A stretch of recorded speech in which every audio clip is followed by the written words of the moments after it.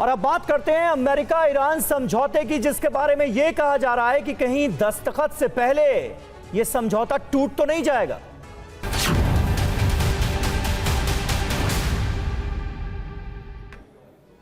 जी हां, Donald Trump यह दावा कर रहे हैं कि उन्होंने ईरान के साथ एक बड़ी डील कर ली है, लेकिन एमओयू पर डिजिटल साइन करने के 24 घंटे बाद इस डील के पेच सामने आ रहे हैं।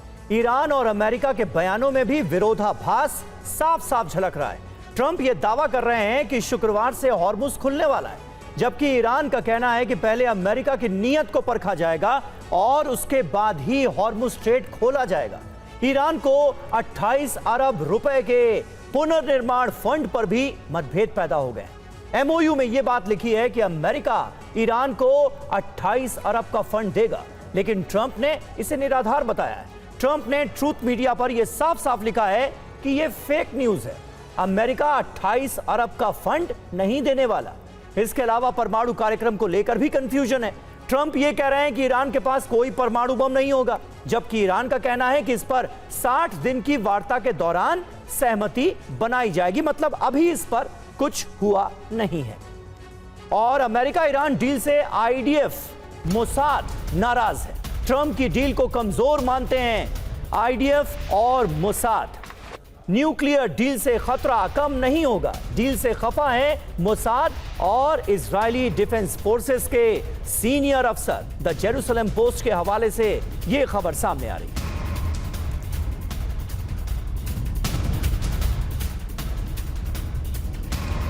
तो देखिए, इजरायली डिफेंस फोर्सेस हो या फिर इजरायल की खुफिया एजेंसी मोसाद, इसके अफसर मान रहे हैं कि यह डील इजरायल के पक्ष में नहीं है।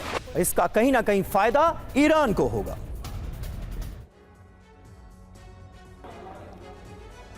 तो देखिए, डील के खिलाफ है आईडीएफ और मोसाद। डील को कमजोर मानते हैं इजरायली डिफेंस फोर्सेस के अधिकारी और मोसाद के ऑफिसर्स। न्यूक्लियर डील से खतरा कम नहीं होगा। यूरेनियम फ्रेमवर्क में कई कमियां हैं।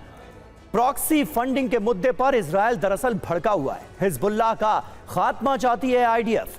कमजोर डील से और मजबूत होगी ईरानी रिजीम, ये मानना है। लक्ष्यों को हासिल करने में नाकाम है ट्रंप की डील। द जेरूसलम पोस्ट के हवाले से ये अहम खबर सामने आ रही है। लेबनान बारूद से दहला, ट्रंप गुस्से से आग बबूला।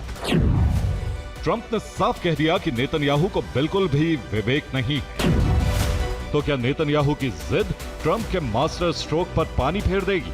और क्या इजराइल अब दुनिया में बिल्कुल अकेला पड़ने वाला है? ऐसा इसलिए क्योंकि यूएस ईरान के बीच समझौते की अहम शर्त यह भी है कि लेबनान में पूर्ण युद्ध विराम।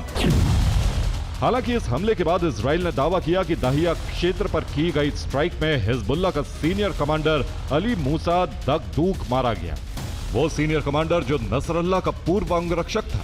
वो सीनियर कमांडर जो 2007 में 5 अमेरिकी सैनिकों की हत्या का मास्टरमाइंड था।